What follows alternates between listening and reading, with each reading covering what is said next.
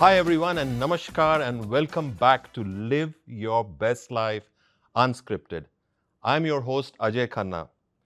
Today's episode shines a light on a woman who has rewritten the meaning of strength physically, mentally, emotionally.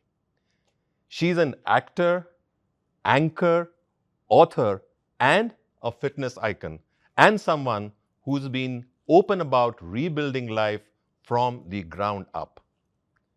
Her journey is a testament to resilience, reinvention, and the power of showing up for yourself. She is none other than Mandira Bedi.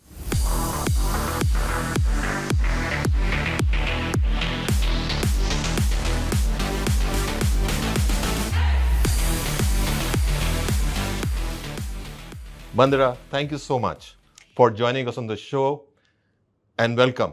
Ajay, thank you so much for such a kind introduction. I'm very happy to be here. I want to say that I have right up top, I have a lovely connect with Herbalife because I've done some beautiful events with Herbalife and I've had the best fun there. Awesome. Because I'm telling you, when people say, what are the favorite kind of events that you do? The ones where I stand on stage and I do jumping jacks with about 10,000 people. Who gets an opportunity to do that? I tell you, listening to great music. So I've had a lot of fun, and I'm very happy to be here and having a lovely conversation with you, I expect. It's a pleasure to have you, Mandira, and good to start on this note, on a high energy note of jumping jacks and all. And in fact, you are one of the most respected and admired voices in the country today. And the way you have transformed your life through discipline, movement, and I would say intentional everyday choices has become a blueprint for strength, vitality, and is truly, truly commendable. Thank you. That's Yeah, so kind of you. yeah. But how do you manage all these things, Mandira? I mean, if I must ask you so, from that high energy to being here, solve, and Well, I have to say, I really love what I do, Ajay. I love my job. I love my work. I love that I have no monotony when it comes, when you're, I'm not saying, I'm not looking down on any job. I'm just saying that I get this opportunity to do something different every single day. So, today I'm sitting and having this conversation with you. Tomorrow I'm going to go to Jaipur and flag off a marathon. Day after, I'm going to be sitting and having a conversation with some cricketers who just won the World Cup. Fantastic from the squad that just won the Women's World Cup. So every day is something different for me, and I think I just look at my life and I look at my work with so much gratitude and so much awe and wonder that that's what keeps me going. And when you love what you do, it doesn't feel like work. When you love what you do, every day is like a gift. It's like a blessing. So that's my outlook towards life, because I just love what I do. I'm grateful for my work. I'm grateful for the fact that I'm 30 years into the field of entertainment and I still am getting possibly the best work I've ever done. And I mean, who wouldn't be grateful for something like that? So every single morning before I wake up and before I open my eyes, I'm just in awe and gratitude for nice. what the universe has in store for me. And that's how I live. And that's what keeps me going, actually. Yeah. No, that's great to hear, Mandira. In fact, before you all those marathon runs, the I would say the fitness reels, meeting the cricketers, everything. There was a phase of deep building. So take us back to that moment when life really turned upside down. What was that one thing that you told yourself that helped you put one foot in front of the other again?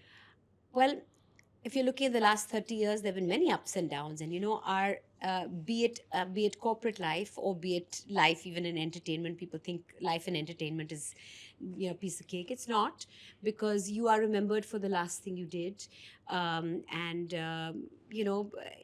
some months can be absolutely fantastic and some months can be not so fantastic. Yeah. So there are lots of ups and downs. So there was something that I told myself during those times when there'd be huge highs. I mean, after I did the cricket, when I did the cricket, After that, I could not walk on the street without people, swarming around me, and Mm-hmm. it was an incredible high. I used to walk into rooms and people would clap, and I couldn't understand what this was all about, because before that I'd done Shanti, and I'd done a couple of daily soaps, and that was about it. And then the cricket happened. The cricket was this huge high, and I did a whole lot of nice stuff after the cricket. And then, as does everything in life, there are crests and Yeah. troughs and ups and downs.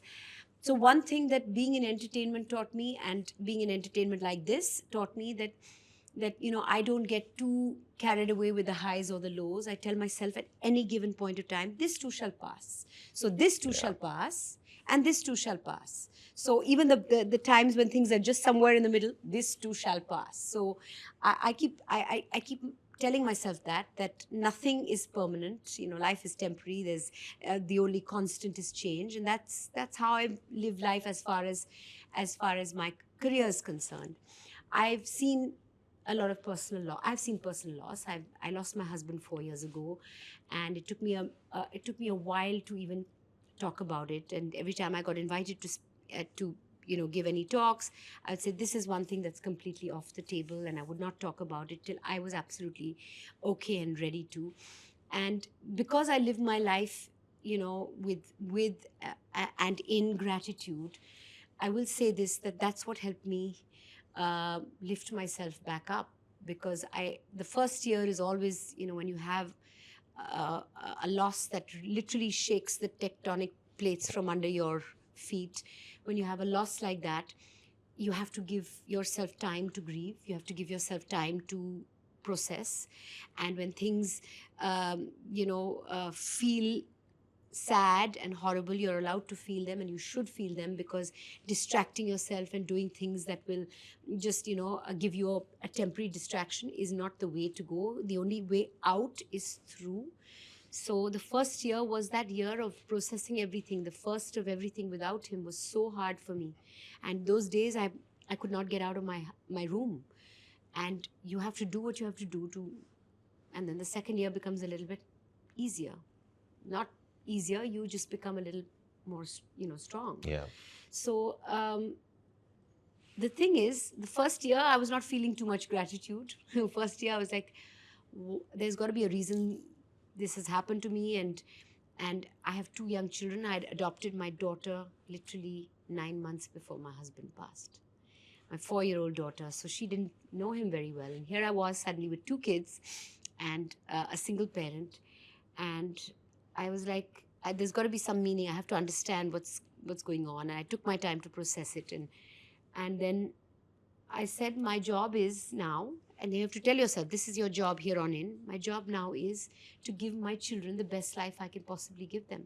So if you ask me what keeps me going now, it's I want to give my children the best life ever. And the thing is, you can't dwell on, and any book on spirituality or any guru will tell you can't dwell on what has happened to you in the past. Yeah. It will shape you, of course, but you can't dwell on the past, and you can't worry about the future. You have to live in the present moment. And in the present moment, what do I need to do? I need to give my children a good life. I can't be a sad sack parent. I can't be a miserable parent who's going to. I'm a strong, happy, positive parent, and that's what I need to do. And what gratitude also teaches you is that you have to focus on what is. Yeah. When you focus on all the things that are going right for you, that's that. Then the world looks different. You look at life through, gratitude colored glasses, and life looks beautiful again. So, I think it's gratitude that keeps me going. It's my kids that keep me going. I love what I do. I love my work. It's my work that keeps me going. So have to be, it has to, on my steps of my home, as you enter my home, it says onwards and upwards. Mhm. And that's the way to, that's the way to go. That's the way forward. And that's how I've actually been able to put one foot in front of the other, and not just put one foot in front of the other to walk. I've started running again. Nice. I mean, first of all, sorry to hear the loss in your life, but you've come out much more stronger. And when you were talking, I was just observing that, television, cricketers. Tomorrow you're flying to Jaipur, then maybe you will be somewhere else, you know. I mean, you've been reinventing your life, you know. Was there ever a moment in your life when you thought that how often you will reinvent, okay, and you need to start over all over again, you know? Did you get any setback on that or think But I about think it? reinvention is just. I think it's a necessity.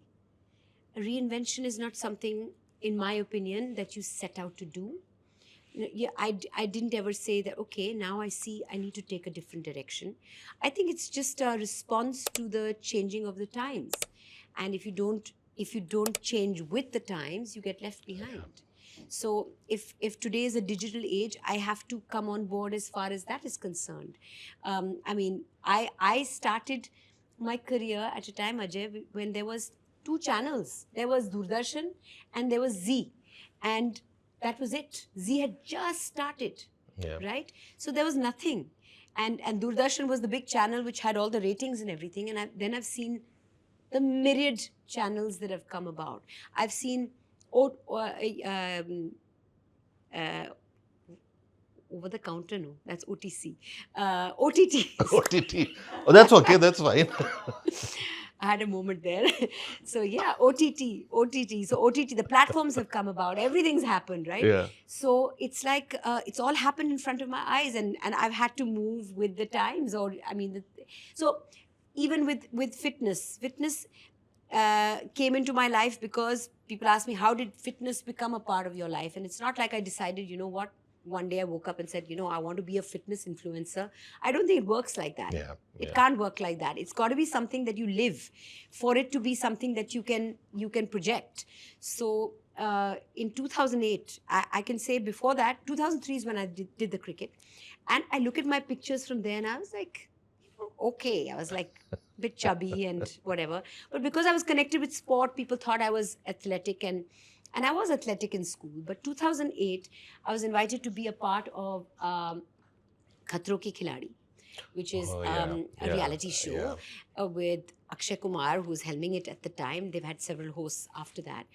And I was invited to be a part of it. And I was like, you know what? If I'm going to be on national television, running around, jumping off buildings and jumping off helicopters and things like that. A, I want to be a strong contender. B, I want to look good doing it. So that was the first time, 1 month before I went to South Africa for the show itself, that I started training with a trainer, first and only time, and that's how it happened. And then I didn't win the tournament. I mean, I didn't win Khatron Ke Khiladi. I came in the top. I was in the top 3, top 4, and that was it. I was eliminated before the final. But what it gave me was the gift of fitness. So then I started living it. When you live it, when you start living it, that's when people can get, people can take something from it. Yeah. You can't decide that I want to do this and I'm going to do this. You have to first start living it, and that's how it becomes a part of you. So whatever I've done in my life is just has been a I've found myself at a crossroad where I take a path, and then I really take that path on and I live that path, and then it becomes a part of me and becomes a part of my life. So that's how it's happened. Reinvention has always been, it's just I found myself at crossroads so many times, and I say, okay, this path or this, and I take the path that resonates with me, and then I internalize it and make it my own, and I become that, and that's how these reinventions have happened. And I've never really gone out there wanting to do something that will become this, more than me living it. It's living it that's the important part. Exactly. I mean, yeah, you're right. When we talk about reinvention also, and you've been reinventing your life with all the multifaceted activities you've been doing in your life, it's truly inspiring to listen to that. But when we talk about reinvention, Mandira, it's also about it requires a lot of discipline, I would say. Yes. And when we talk about discipline, what is that? I would say discipline is not only about just the discipline in body or in fitness, okay? What is discipline to you when we talk about it is about life? I think, discipline is showing up, okay? Showing up for yourself, Yep. showing up for others, respecting other people's time. So when I look Nice. at discipline, I look at it as even, my sense of timing. People around you will tell you, people around me will tell you that I'm not on time, I'm always early, because I have utmost respect for the person that I'm to meet. So I think discipline comes from respecting yourself and respecting others and showing up. And when you say, when people become influencers and people want, when they do things to show, it's one thing. It's for discipline, you need to be showing up for yourself even when no one's watching, even when you're not creating content, even when you're not making a fitness reel. It means showing up. I exercise every single day. Every single day there's some movement is my medicine. Movement is my best supplement. Movement is the way, for me, it gives me peace, internally, and it does great things for me physically as well. So my point is, discipline comes from showing up even when nobody else, Yeah. is Yeah. watching. Yeah. So also discipline, Mandira, requires a lot of motivation. You might be having one of those days when that motivation disappears. Okay. How you try to be consistent on motivation, how you try to be consistent and be disciplined, in your activities. When you do something for a period of time, you do it for, say, they say 21 days. I don't know what the magic number is, but if you do something for a period of time, it becomes a habit. So when it becomes a habit, then you can't miss it for love or for money. So uh, I know that whatever my day is, I can factor in that time for exercise. I make sure I make that time for exercise because it is a part of the things I need to do to live out my day. So yes, there are times when motivation is low, but the times when motivation is low, I don't give myself a workout which is like lifting really heavy weights or something that is super, super high energy. I walk. I make sure I get 15,000 steps a day. And How many? 15. 15,000. 15,000 steps a day at least. And the days that I have a little less energy, I don't do a heavy workout. I don't do something that I know I'm not going to be able to do. Because I really believe this. A half a workout is better than none, right? Something of a workout is better than none. So even when you're low on motivation, some form of activity, some form of movement is better than none. So I'm beyond that point, unless I'm like sick in bed and the doctor says maybe you should not get out of your bed because you've got 102 fever. Yeah. Those are the days I don't exercise. So however my motivation is, I get those steps in and I get that exercise in because it's become a part of who I am and I need it to take on my day. I need exercise to make my day good. You also talked about, we talked about reinventing yourself. We also talked about motivation. We also talked about discipline. Okay. And, you also talked about movement as a therapy. Was there a moment when you realized that movement was, saving your mind just as much it was strengthening your body? Yes, absolutely. Mm-hmm. There was a time when you do exercise to lose weight and to become a certain size, and then when you've done it for so many years, there's a point you realize that it's not just about the physical aspect of it. Yeah. It is the mental and the emotional part of it. Like I said just a minute ago, that when I wake up in the morning, I get my exercise done in the first part of the day because that's how I can take my day on. It colors the rest of my day. If I've gotten the exercise in the morning, my mind is sharp. Energy. I'm feeling energized. They say, now they say, I don't know who the they is, but somebody says that your and I've experienced it, that your willpower and your motivation is at its highest in the morning.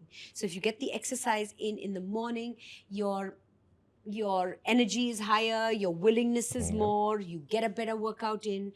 I've noticed, and this is something that's in me, that if I miss out in the morning, I will never be able to do an evening workout. I just can't do it. I'll find 20 excuses not to do a workout in the evening if I have to. So I end up walking or doing something else. But morning is essential for me because I need it for my mind. I need it for my emotions.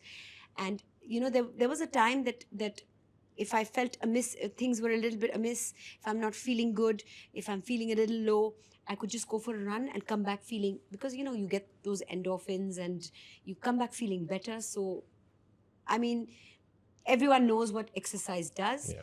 And now I need it, I would say, possibly more, because I've been exercising for so many years. So if I miss a day, it's not going to do anything to my body. But if I miss a day, what it's going to do for me emotionally is something different. That's the one I don't want to miss it for.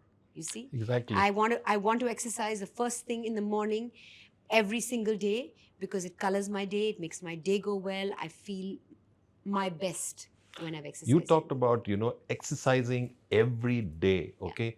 Let me ask you, what are those non-negotiable things, on a daily basis, whether it be exercising, whether it be mental resilience, whether it be nutrition, whether it be hydration, whether it be recovery? What do you do? How do you manage all that? So, okay, as far as exercise is concerned, I don't weight train every day. I weight train 3 or 4 days a week. The rest of the days, all the days I need to get anywhere between 12 and 15,000 steps. I aim for 15. I get that maybe 5 times a week. The rest of the days of the week, it's about 12,000. So that's as far as exercise is concerned. There's got to be 1 hour minimum of exercise, some form of activity every day. Hydration, I don't enjoy drinking water. Then what do you drink? No. I don't enjoy drinking water. Means there's some people who are walking around with a bottle and they're always sipping, and I'm like, I wish I could be you. But I do the 2 liters, 2.5 liters, and I do it. I do it every day. But I have to tell myself, okay, I have to drink a glass of water. I have to drink a glass of water. I finish those 2.5 liters. So that's a non-negotiable as well. Okay. The fluid intake. Mm-hmm. So that's number 2. As far as recovery is concerned, I give myself enough time to recover in the day. And when it comes to weight training, I don't do it 4 days in a week, one after another. I give each body, I do arms and shoulders one day, and the next day I will not, then I'll probably do legs, and then the next day I'll do chest and back. So each body part gets that time for recovery. So, and generally speaking, a lot of what I do could be sitting down. So the morning where I get the exercise in, where I get my 10,000 steps in mostly in the morning itself. And then I know the remaining 5,000 steps happen just living out my day. So, these are the non-negotiables. As far as nutrition is concerned, for a while, I've never gone to a nutritionist. Currently, I'm with a nutritionist for the first time in my life, I think, because I was doing intermittent fasting, and then it works for you up until a point, until it stops working for you, and then you're like, what's going on? I'm eating 1.5 meals a day and I'm not losing weight. So then I got to a nutritionist who gives me no timings to eat, but just a lot of good healthy food spread out over the day, and I'm losing weight and feeling good and feeling energetic and don't feel hungry at any point of time. So I think I'm on the right track as far as nutrition is concerned. There's so many fad diets, that keep on happening. And one needs to, I think, remember this, that when it comes to nutrition, it's very, very important to do something or follow a diet that is sustainable. Because you do something that is very, stressful on your body or very difficult for you, you do it for a little while, and then, you just, somewhere, something's got to give. So you're like, you do it for a little while, and then you say, I can't do this anymore. And you start eating, and you put the weight back on. You've got to find something that you can do, you can sustain over a period of time, which becomes a way of your life. Yep. Because that's the one that will stay. That's the diet plan that can stay. That is the way of life that you can continue. So sustainability is very important as far as diet is concerned. Sustainability and consistency. Yes. Something that you can consistently do for a period of time, and something that is not too harsh, not too difficult, not too crazy. Now, when I was doing intermittent fasting, I was eating, first it was that 16-8 protocol. Yeah. Then there was 18-6. Then it was 24. Then I realized I was eating one meal a day, and with one meal a day, I was putting on weight because my body at some point, what happens is it slows down your metabolism, and it becomes like this, that whatever meal you eat gets stored as fat. At least for women, it gets stored as fat because they don't know where, the body doesn't know where the next meal is coming from. So it works differently for different people, and intermittent fasting works well for a period of time, after which you have to go back to normal eating. Exactly. So anyway, I've tried all the diets. What works for me is something that you can consistently follow for a period of time, a diet that is sustainable in the long run.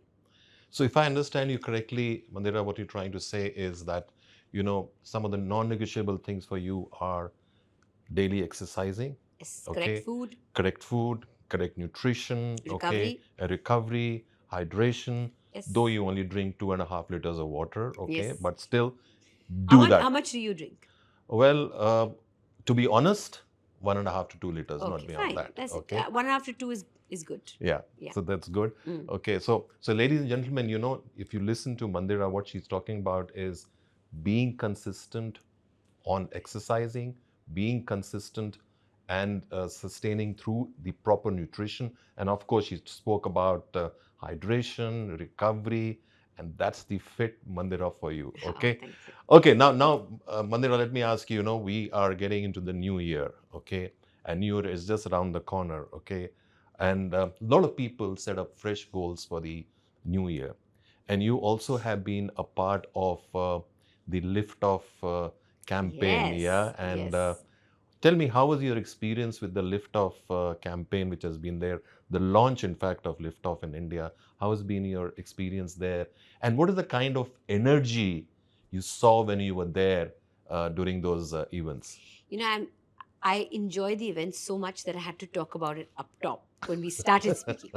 But I just want to say, that I do about, let's say, 12 events a month on an average. And the ones that stay with you are the ones you enjoy the most. And I have loved doing the Liftoff events because I have not, there's something to say about the community that you have, the community you've created, because the enthusiasm, the energy, the high, I have not seen that I've done events where I've done workouts with people in the audience and they've followed along and they've done whatever they can do. Some of them are huffing and puffing and they stop and they're like, ye hamare liye. But whenever I've done, and I've got a couple more to go, but I've done Delhi, I've done Mumbai, I've done Ahmedabad, and for thousands of people, 10,000 people in one place, 15,000 people Wow. in Ahmedabad, 11,000 people in Delhi. I have, you also get energy. It's not like I'm the only one giving the energy. There's energy coming back to you as well. And they have been the most memorable events for me this year. Can you elaborate on that? Because when you're up on stage and you see even the last person out of all those 15,000 people also doing that jumping jack, also doing those, boxes and kicks. Yeah. It is such an inspiring, it feels so inspiring, and it's a community of people who are out there making other people's lives healthier, making other people's lives better. And wow, I mean, that's commendable in itself. People who are energizing and educating people to live better and healthier lives are all out there in the audience, and they are working out with you. So naturally, it's this amazing energy all around. Yeah. And I must say about Liftoff as well, the drink. Did you try it? Of course, I want to tell you about that. So one is, I love sugar, but I've given up sugar because I have. The good thing about Liftoff is it's no sugar. So there's that. It's sweetened with a sweetener, and it's the color comes from beetroot, so that's natural. Wow. Yeah. And it tastes so good. So I've, in fact, before every event, had a glass of Liftoff, and that's really lifted me off for the event itself. So that's the secret of your energy when you're there at these That events, is the secret. the lift off. Now, though, not just your events. Any other time anybody invites me to do some exercise for them, there'll be a sachet of Liftoff in my bag to before I go on. And the good thing is, there is also something to be said about too much caffeine. It's got the right amount of caffeine. There are certain cans that I shall not name, cans of energy drinks that I shall not name, that have too much caffeine, which is not good for you. This has the right amount of caffeine. It has the amount of caffeine that a cup of black coffee has, so it gives you just the right amount of push, that lift off that you need. So I like that about it. It's been thought. It's a very well thought out product. That's nice to hear that. I mean, when we are talking about New Year, we started this conversation with the New Year. Tell me, does community play an important role in being consistent with your New Year goals? How important is community to drive you through that, consistency, whatever you plan and set goals for the future? Community is everything, I think. Community is what gives, if it's your friends, if it's your family, community is what keeps you going. We are social animals. We need human connection, and connection means community. And for me, everything I do, I even put out on Instagram, so I've got a community there. I think community is the way to go. Community is how we live our lives. Without community, nobody lives individual lives, and without community, we are nothing. And I'm very grateful to be even connected now with the Herbalife community, and my year is going to end on a high because I'm doing one event, I think, next year as well in January in Kolkata for Liftoff. So Khub bhalo. Huh? Khub bhalo. Khub bhalo. Khub bhalo. Kolkata is the city of my birth as well, so I love going there. Oh, really? Yes, Okay. yes. I want to know. I want to see. I've seen great energy. I want to see what West Bengal has in terms of whether the last person, over there will be doing jumping jacks with me. You said or whether they'll be having rosogullas. Yeah, I was coming to that. You said you're born in Kolkata. Okay.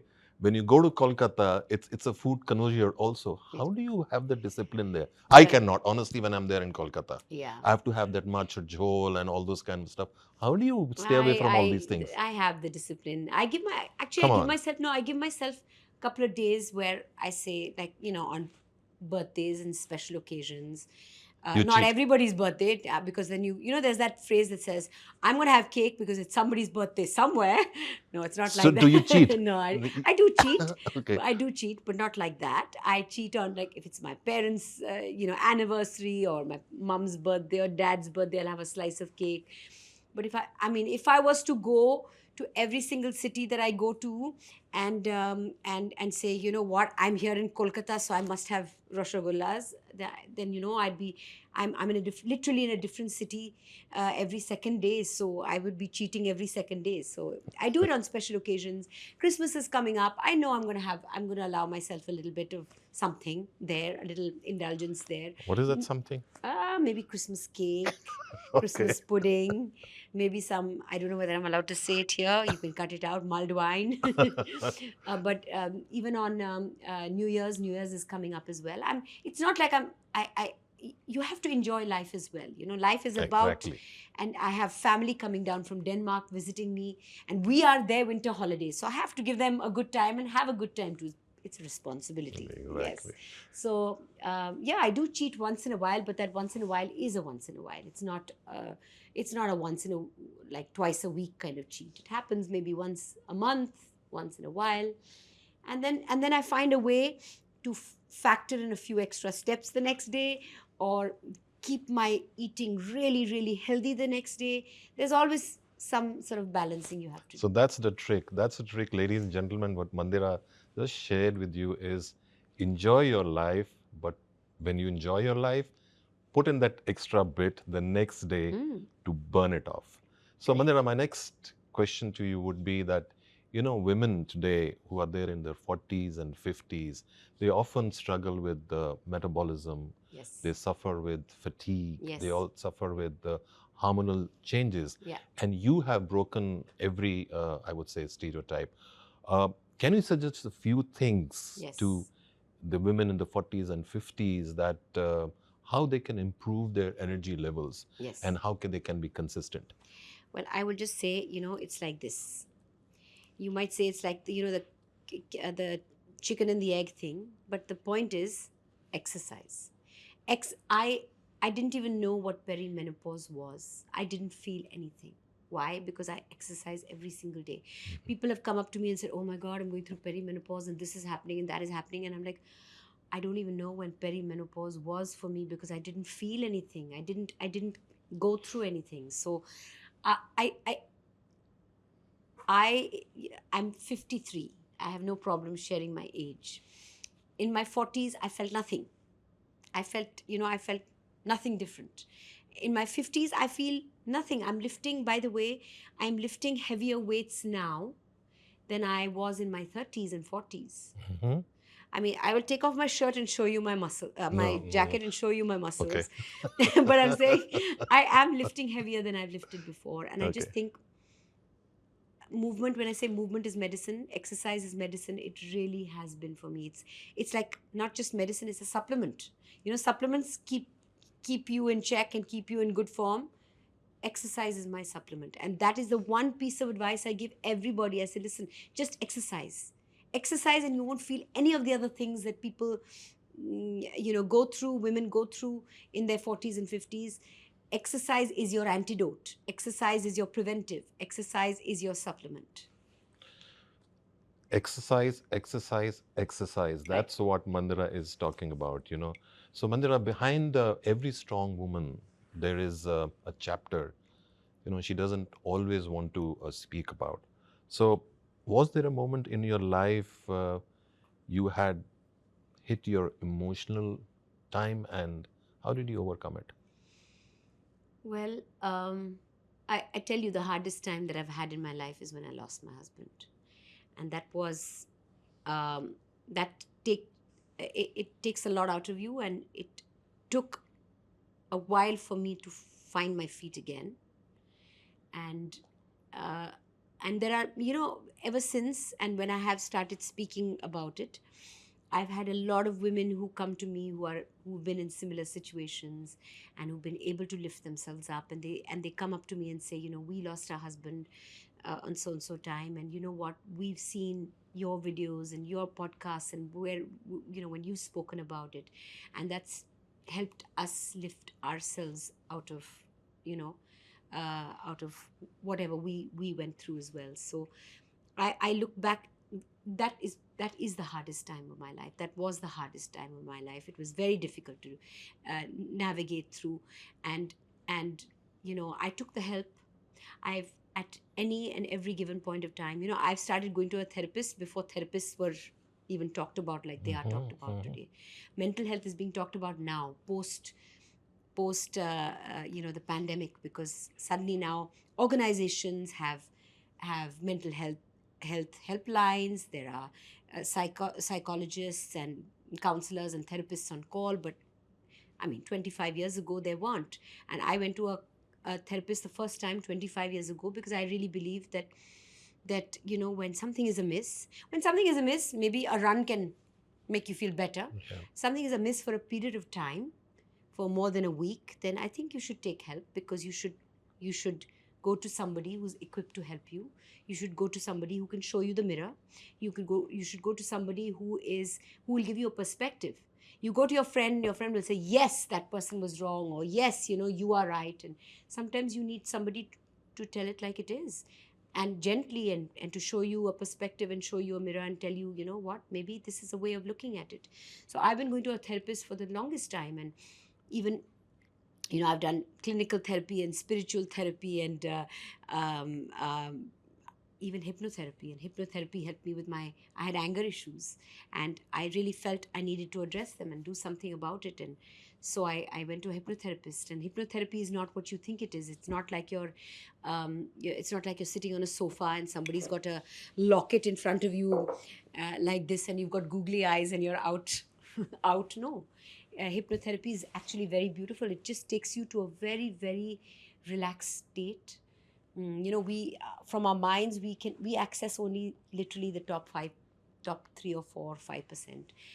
hypnotherapy takes you into memories and things that have happened to you, or parts of your mind which you've just, put away into a box and locked away, and it just helps you bring those bits up and air them out and let them go and deal with it.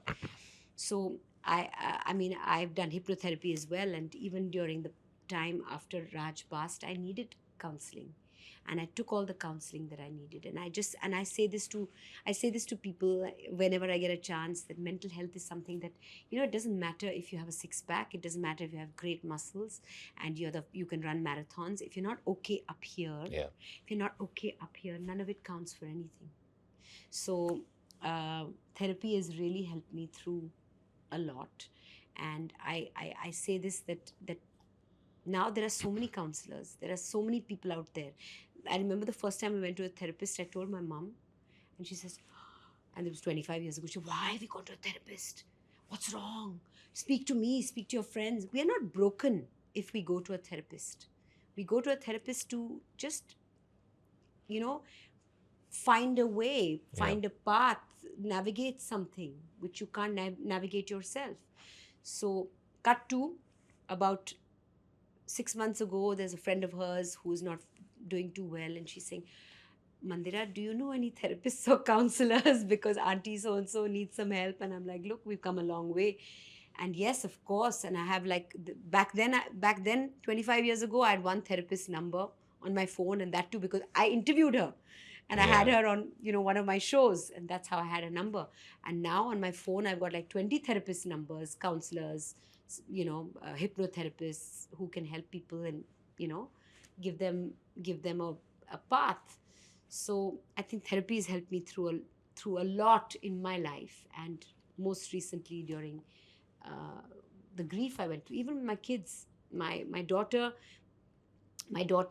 didn't know my husband very well because it was only 8-9 months that she experienced him.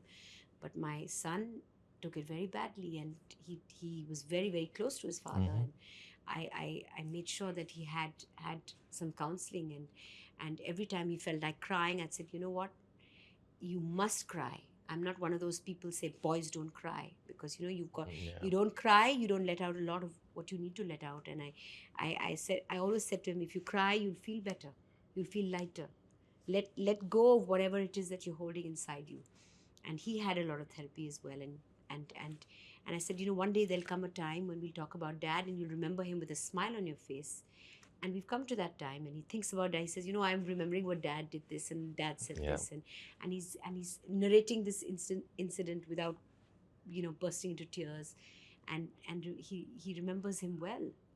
So I think therapy helped him as well, because he didn't, when you bottle a lot up inside of you, it finds its way out somewhere else. It becomes a pattern somewhere else. So therapists also, act as mentors or guides at Yes, some of time. course. So what you're saying is that there is a time when you do need a guide or a When mentor something or a is coach feeling, in your life. yes, when something feels off for like a day, and you say, okay, tomorrow I'll feel better about it, and you do feel better about it, and you moved on, and you genuinely moved on, you don't need a therapist for something like that. But when something feels bad, and it's feeling bad, and it's an annoying feeling in the pit of your stomach for more than like a couple of days and goes into a week, then you should address it. Yeah. Because it needs to be addressed. It's not gone away. It's not something that is dissipated. You've obviously not processed it. So to process it, you obviously need the help, because it's not gone away. And yes, a counselor or a life coach or a therapist is somebody who can help you air it out, process it, let go of it in a healthy way. So yes, I recommend it very highly, and I've used the services of therapists and counselors over the years, and I feel uh, it's not like I'm broken. It's like I've needed help along the way, and I've taken it.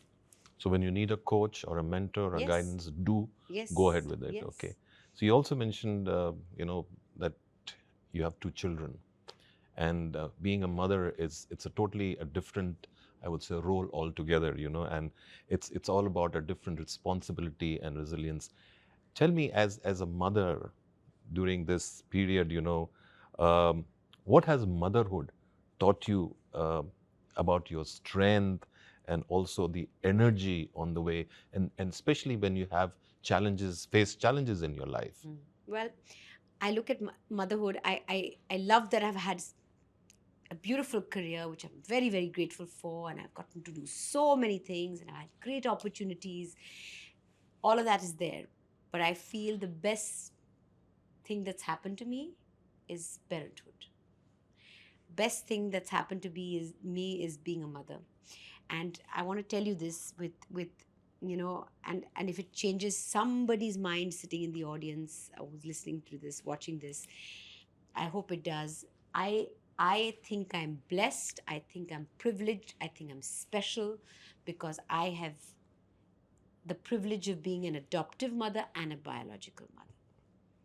My son was born to me 14 years ago, and I remember when I was dating my husband, I said, I want to have one, adopt one. And when Veer was born, a little while later, when he was about 4 or 5 years old, I said, Raj, remember we talked about having one and adopting one. We should now get on to the process of adopting.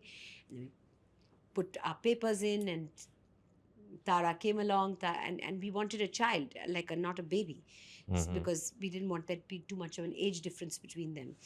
And she came along, and just to see her change and mold into our family. She comes from Madhya Pradesh, and she comes from a small little town, not even city, called Tikamgarh. And when she came with a dialect and an accent where she'd say, "J ka hai, J kaun hai," and from that she comes into the room and says, "Alexa, play Bruno Mars." Wow. And then she says, "Mom, we're sitting in the car, drop the beats." So she's become us. She's molded into us. And there are times when I'm just lying on my bed and my kids come and lie down in my bed in the morning with me. And I've got Veer on one side and Tara on one side. And I just feel so privileged and I feel so blessed and I feel so lucky because this journey is something so special. Yeah. To be an adoptive parent and a biological So you brought a parent. smile on somebody's face. Yeah, Yeah. and I've changed somebody's life. Yeah, you And changed when somebody's people life, yeah. say that, when people say, "Oh, but will you love your adoptive child as much as you love your biological child?" I said, you know what, my intent is to do that, and if at times I don't, that's on me. But I am still giving this child a life that is 10,000 times better than the life she had. So I of course try and treat them as equally as I possibly can, and if subconsciously I don't, then it's subconscious. But they are equals in my eyes, and I think I'm so lucky. And yes, And so blessed. and blessed, of course. I think I'm so blessed. I mean, Viru is very different. He's a musician, and he was a really good kid, and he was full of love, and he's still full of love and full of hugs and kisses. And Tara's come to teach me. I tell you, she's also full of love and lots of hugs and kisses. But she's come to teach me what I did to my mom when I was growing up. Because Veer was too much of an angel as a little kid. She's a naughty kid. She does naughty stuff. She's exactly like I was. And if I look at her and you look at her, she's exactly like I was. Can you imagine? My adopted daughter is exactly like I was as a child. This long curly hair, athletic, always active, always jumping around like a little monkey. I mean, this is me. Yeah. Veer as a personality is less me than Tara is. Tara's more me, and Tara's here to teach me. And now I have empathy for my mother. Like when I was growing up, I was quite a naughty kid. So Tara's here to teach me. You get what you get what you give. So Tara's here to Yeah. teach me all that. And so what does parenthood teach me? It teaches me patience. It teaches me unconditional love. It teaches me my parents parented me differently. They were very strict parents, but in today's day and age, you have to find the right balance. Yeah. So I try not to parent like I was parented. I try to find that balance between being a friend and being a parent. Being a So, friend and a parent. That's yeah, nice. you've got to That's do nice. that, and Yeah. you do that along the way, and you've got to find that right balance, because you can't be too much of a friend. Yeah. At the end of the day, they're your kids, and they have to understand and respect that there's that I am the person in charge at this point of time.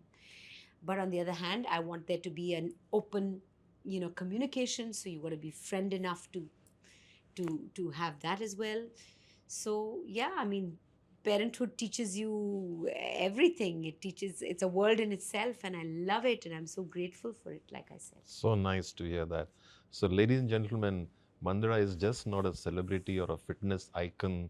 She's also a biological and an adoptive mother, and she loves that And I because she recommend it. So have one, adopt one, because there's so many children and out bring a there. smile on somebody's face and Yes, change yes, somebody's life. yes, Yeah. yes. There's so many children out there up for adoption. There's so many children out there.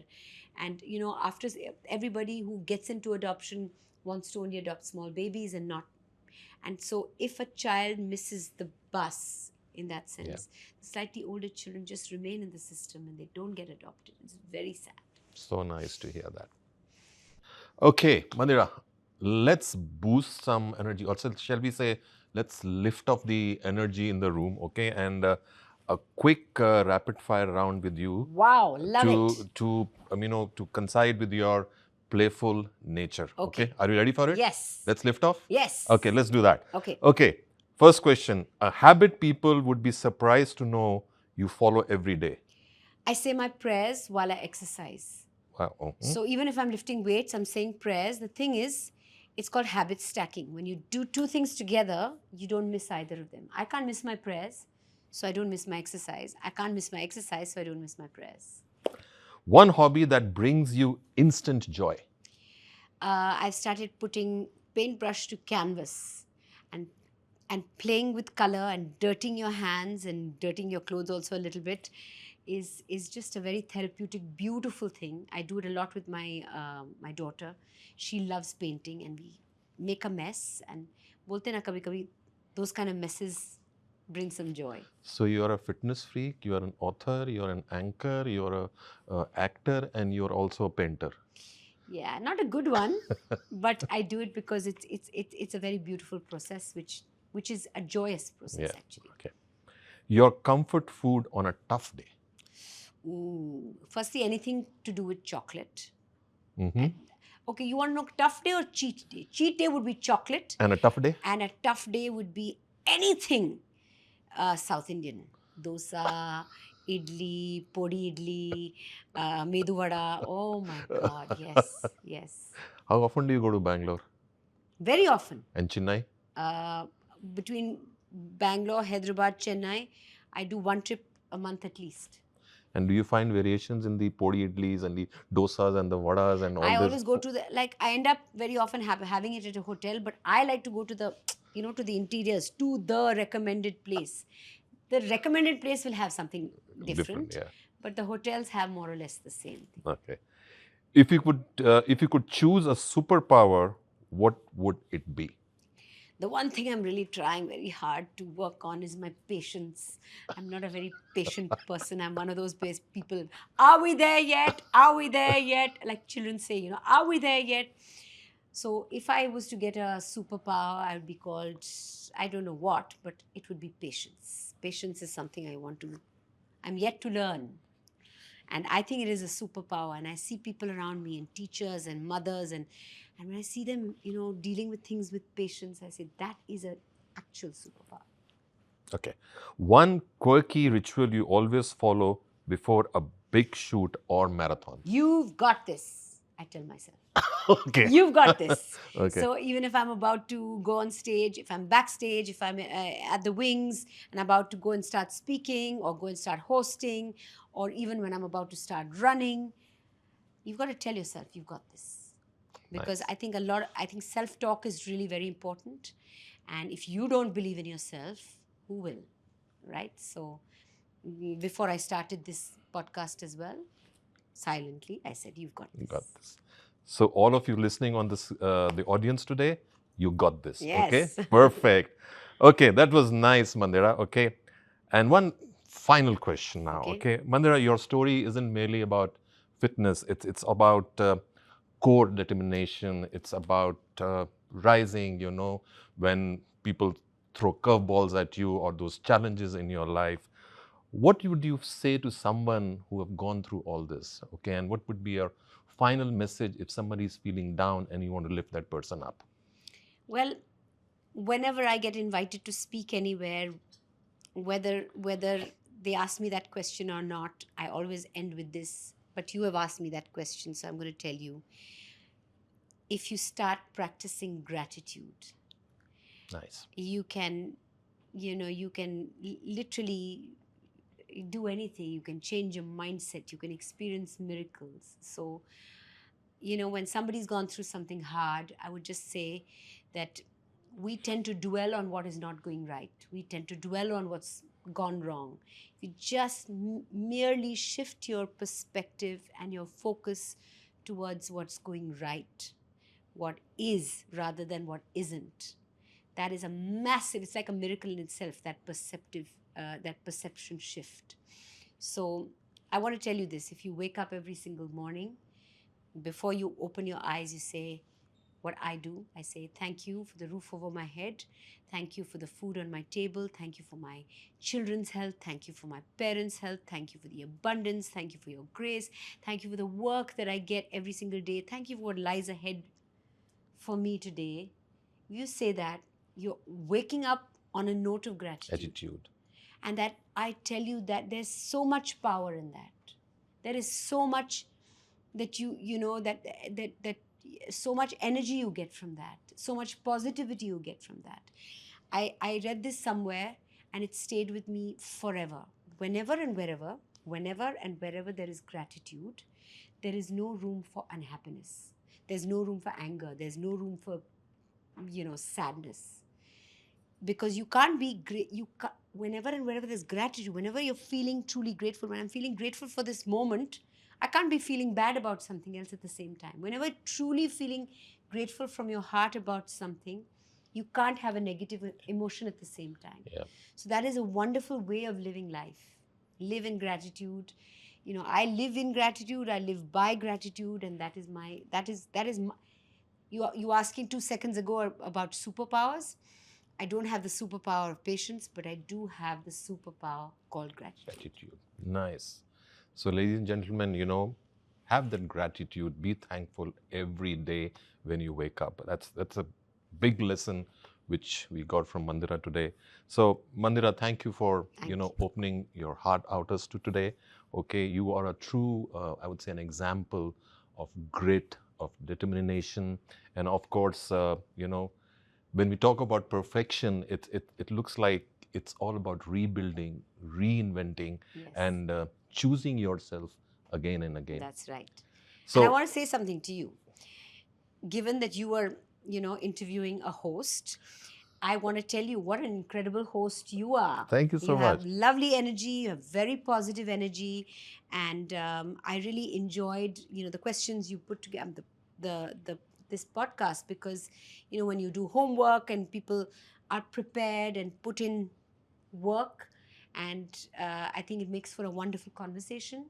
And so, great job on that, and I really enjoyed myself. Thank you. Thank you for putting me at ease today, and it was wonderful speaking to you. It was like speaking from the heart, speaking to a friend, and of course, to a super host. I'm a host. I'm still not a super host. No, you're It was great. always a You're pleasure. great. And, ladies and gentlemen, Mandira reminds us that discipline is a form of self-love. Movement is a medicine, and daily habits can change the trajectory of life. For all of you out there, your energy, your vitality, your power, they don't come from outside. They are built through small, consistent choices that nourish your mind and body every single day.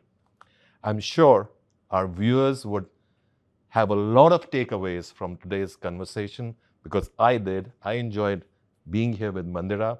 Okay, so if you have liked the show, please show us some love and share it with someone you care about. Subscribe, like, and leave us a review, and join us for the next episode of Live Your Best Life Unscripted. Because the journey to becoming stronger than before begins right now.